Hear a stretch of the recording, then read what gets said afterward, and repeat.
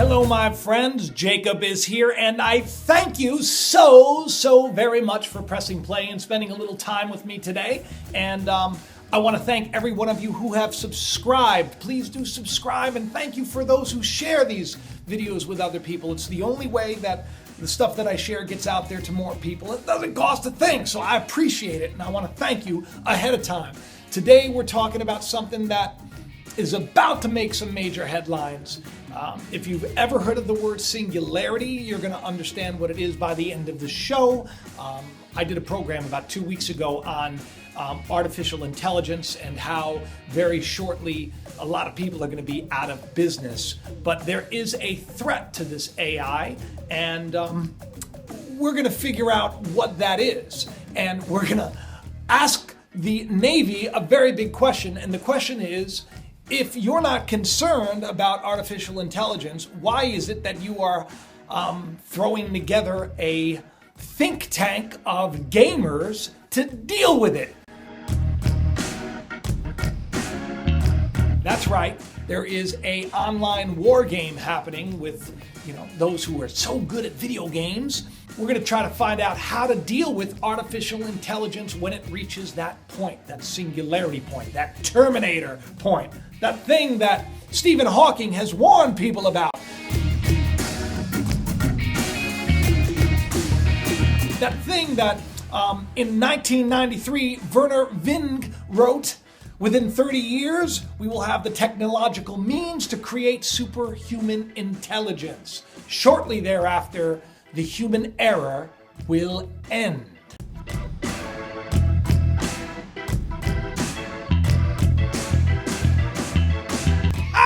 Doesn't sound like that's very promising. So why are we doing it? That's a question. And the bigger question is, what are we going to do about the fact that no one's addressing it? We're going to find that out today and more. So buckle up, people, because we are talking the singularity today.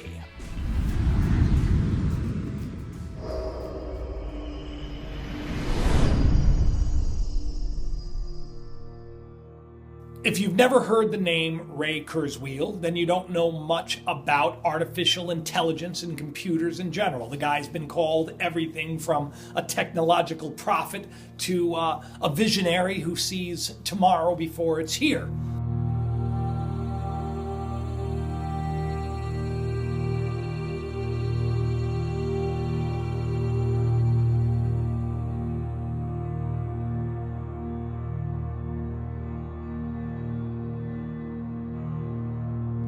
Well, this guy, Kurzweil, right, he just recently has been making the rounds to promote his book, which happens to do with the singularity. If you don't know what the singularity is, there's a couple of different ways to explain this. One of the ways is it's the moment that computers, artificially intelligent programs, become self-aware. They become conscious, if you will. Another way of looking at the singularity is it's the moment when humans and machines become one. That's right.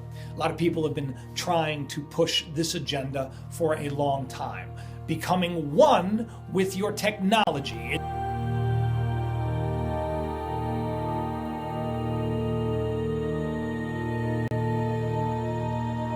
It's already in the works. And if you don't think that it is, just take a look around. How far away is your iPhone? What are you watching me on right now? Are you watching me on your smartphone device? Or is it your laptop? Or is it a tablet? Right now, technology is become so big a part of our lives that it's almost indistinguishable from who we are. Where we begin and where our phone or computer ends is to be determined.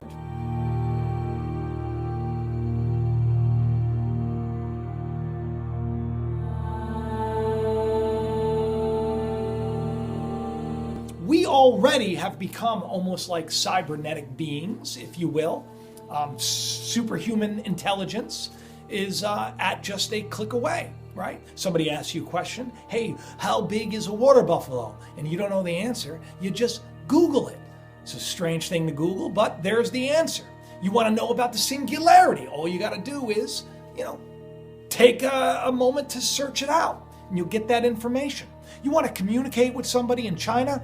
Boom, there you have it. How about the Netherlands? Boom, there you have it. Real time, too. People say that they actually feel like naked, or they feel like a part of themselves is missing if they forget their phone. How many people have been on their way to work and had to turn around to get that device because it has become part of us? And that's a scary thing.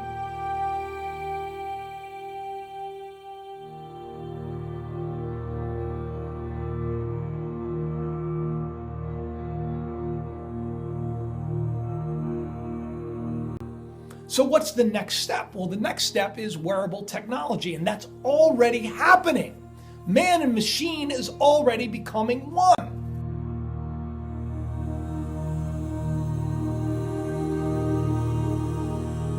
Now, for years, a lot of people have talked about this mark of the beast, and they've compared it to this chipping that's going to happen. The agenda, I believe it's called 2030 at the UN, where everybody is going to be, implanted with these devices, where you are your medical information, your historical information, your driver's license, your bank account, everything is on this little chip that will be implanted on you. There are already countries that have gone completely cashless. A lot of people say that it's not going to happen here, but it is going to happen, and it's just moments away.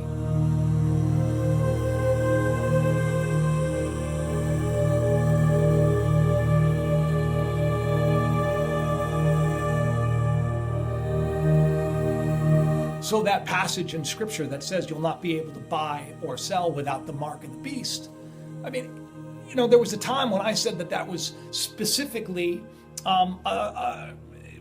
kind of an allegory for the mark of the beast, meaning that you've become part of this system, the system of lies, the mark that is your works and your thoughts, your hand and your head, the way you think.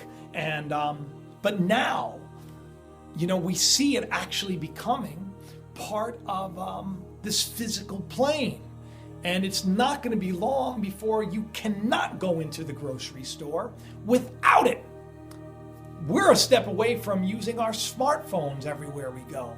If you watched the video that I did just 2 weeks ago, you're going to find out how in a short period of time, you're not going to need someone to check you out at a register. You're not going to need someone to deliver you your products anymore. You're going to have all of that done by an artificially intelligent program, an autonomous car, an autonomous truck.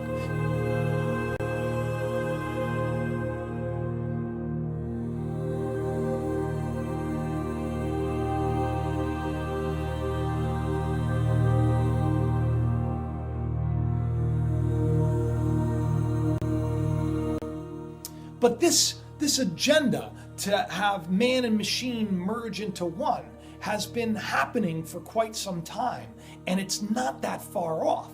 So Kurzweil, who wrote the book, The Singularity is Near, he basically agrees with Werner Vinge's idea that once technology becomes superhuman, and you'll not see the human beings will no longer exist. At least the way we've believed them to exist. That is not to say that, Skynet has taken over, which pretty much already has.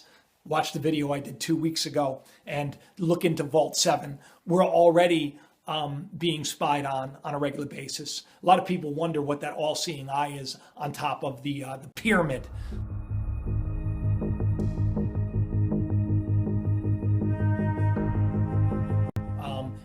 Basically, every single layer as you go up controls the layer beneath it, and that all-seeing eye it's just a complete system of control.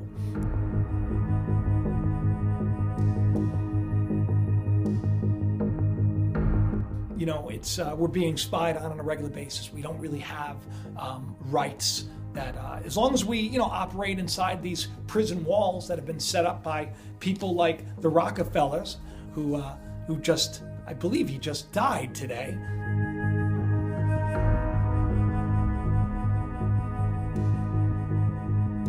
So I'm sure there'll be some information about that very shortly, but doesn't matter. One snakehead goes, another, another 12 take its place. Hydra, if you're into comics. Anyway, so Kurzweil believes that by the year 2045, that we will experience the greatest singularity of all time, and that in just a few years, it will overturn everything. Institutions, the pillars of society itself, will completely change the way we view ourselves and others in the world.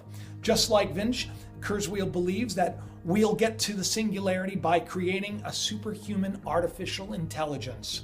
And that AI level will, without a shadow of a doubt, take over. Now, since then, I believe he's upped his prediction to 2000, I think it was 39 or 29.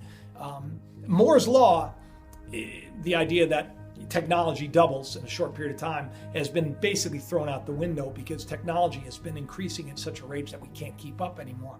So artificial intelligence is not that far off. Conscious computers, not that far off. As it is, you have algorithms that are listening to everything that you say, programs that are designed to spy on you because you are attached to that phone, you are attached to that laptop, you're attached to your way of life, which has, we've bought too, we've paid for it. That's the irony. Paid thousands of dollars, and we continue to pay for this tracking device that has become part of us, like a little cyborg walking around, right? It's not going to be too far off that, this technology is implanted within us. It's already in the works where they're trying to attach this to the neocortex. I know it sounds like science fiction, but it's science fact.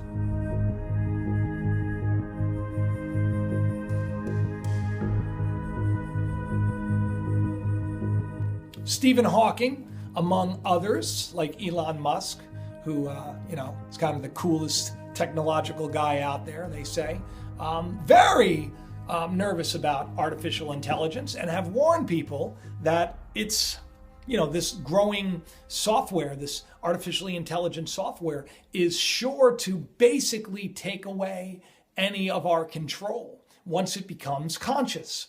And he just this week, Stephen Hawking suggested that we need to form some kind of a world government to help regulate and control artificial intelligence because it's expanding at such a rapid rate.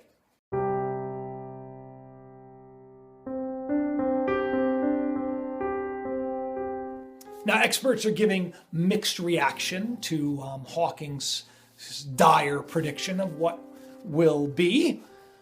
But when you have great minds like his and they are warning us not to go down this road, that we have to be careful about opening up Pandora's box, and they're opening it without even thinking.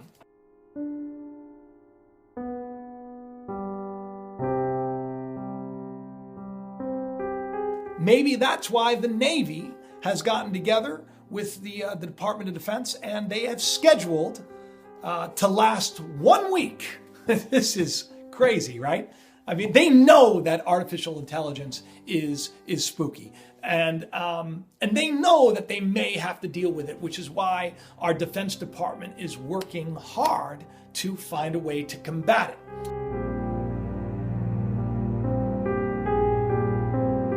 Last week, this massive multiplayer online war game, leveraging the internet, it's MMOWGLI.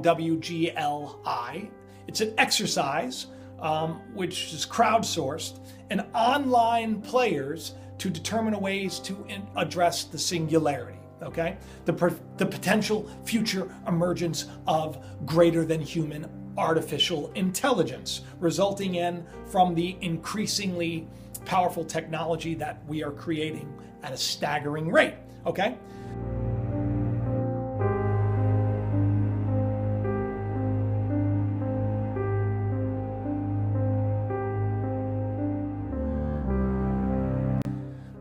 Dr. Eric Gulvinson says that technology has advanced to the point that we can see the singularity on the horizon. And he doesn't mean like 20, 30 years down the road. We're talking like within a decade or so.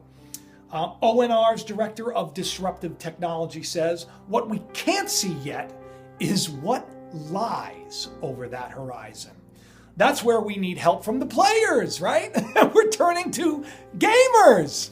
I'm surprised that, maybe one of my boys who, are incredibly talented with this online gaming. I'm surprised they haven't gotten a call because a lot of other people have. Which brings me to, this, the crux of this video. It's about these video games and how DARPA and the Defense Department has basically funded and behind the scenes manipulated a lot of these, video game companies to produce, single player virtual warfare games.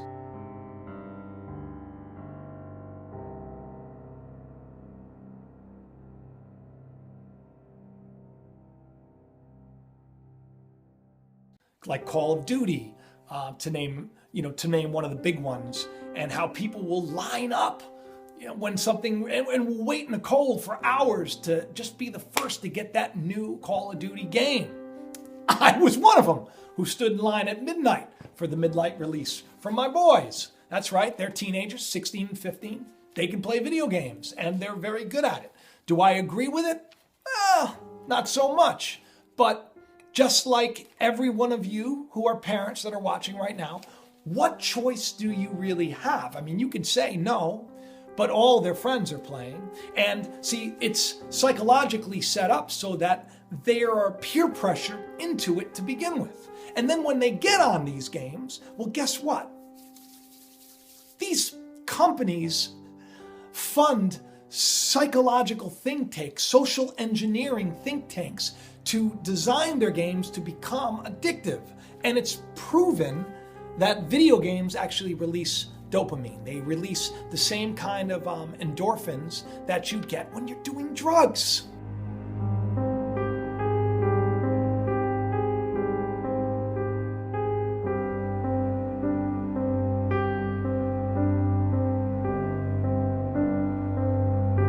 That's why so many children will be online and will be gaming for hours at a time.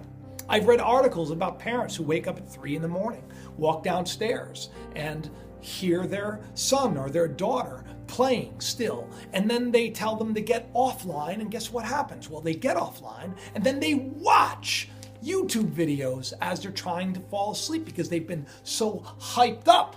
So not only are they playing these video games, but then their entertainment is about these video games. These video games have become part of their life. And guess what?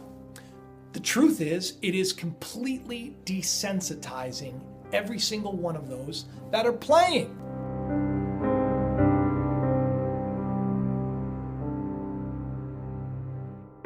And the government knows this, That's why they'll fund studies that will actually say, no, it's actually good for, it's good for focus, and it's good for this, and it's good for that. Well, the fact is, and this just came out, that people's attention span has reduced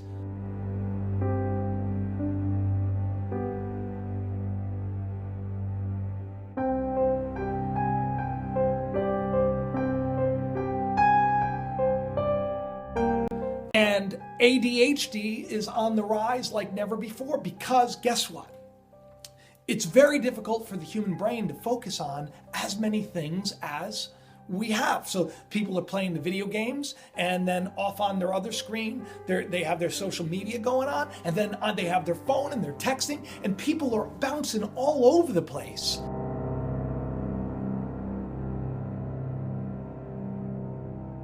And there's no focus. There's no peace. There's no serenity. There's no unity anymore. There is the collective, which is exactly what they want. Everybody connected, everybody online, everybody a slave to this system. The problem with these video games is drones. I don't know if you know anything about the Nobel Prize Peace Prize winner Obama, who killed more people in history than anyone else with drone strikes, that basically took it to a whole other level. You know, the Peace Prize winner, right? How many hundreds of thousands of millions of lives were terribly affected because of this Peace Prize winner, this devil of a man. The people that are in control, you know, they're just puppets anyway. And warfare, it is very lucrative. And we know that the warfare of tomorrow is going to be fought most likely by, you know, cybernetic beings or robots, if you will. Drones are a big deal right now. And you have these snot-nosed computer players sitting behind these controls, bombing people.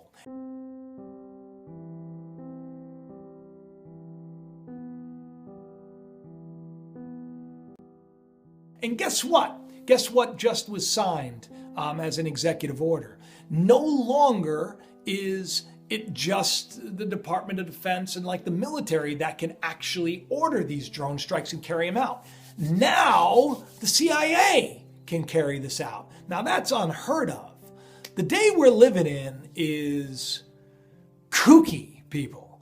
But the fact remains, there is a lot of room for us to have great hope and great faith that we can positively affect things. Because I think that people need to seek more than, you know, just appeasing their carnal nature, you know, having a full bank account, having the, you know, the right house, having the right car, having the right things. You know, everybody puts their faith in things today. And people will spend more money on technology than they will on, you know, and terrible food and this, that, and the other thing than they will on things that actually are good for them. You know, organic food, exercise, and people won't take a walk anymore. They won't wait in line anymore. People won't talk to anyone anymore because we've become so disconnected because we've become part of the machine. So this singularity that everyone is talking about, I don't see it as a great thing at all, but there is a possibility that somehow, at some point in time, we can see it kind of go the wrong way and people say, time to put the brakes on, time to get back to the way things used to be. I think it's time to reevaluate this. And I think it's time for all of us to come together and say that we want our leadership to do things that actually empower and benefit us. I'm tired of being a slave, and I know you are too. We can be in this world, but not of this world. And that's what I'm encouraging each and every one of you to do. Don't just feel like you're helpless and hopeless. You can be in this world, you can operate according to the laws of this world, but you can still be free in your mind and in your spirit and in your heart, and you can have peace and you can have joy, and you can create positive change because what we believe becomes. You have more power than you think. You are more than you know. And if you think that the system is too big for a little old YouTuber or a little old blogger or a little old me and you to do something about it, you're wrong. Because one light lights 1,000, which lights 10,000, which lights 1,000,000, and so on. So be a light. Share the truth. And do me a favor, share these videos, will you? My daughter told me that, Dad, you know, you need to tell people to subscribe. You need to remind them to do that. You need them you need to tell them to share your videos, because otherwise no one's really going to know. And no one will ever benefit from the things that you share, because it is free, Dad. You shouldn't feel weird about doing it. So I'm asking you to do me a favor. Share the video. If you enjoy anything that I do here, please do. And please like it. And please comment, because all that helps.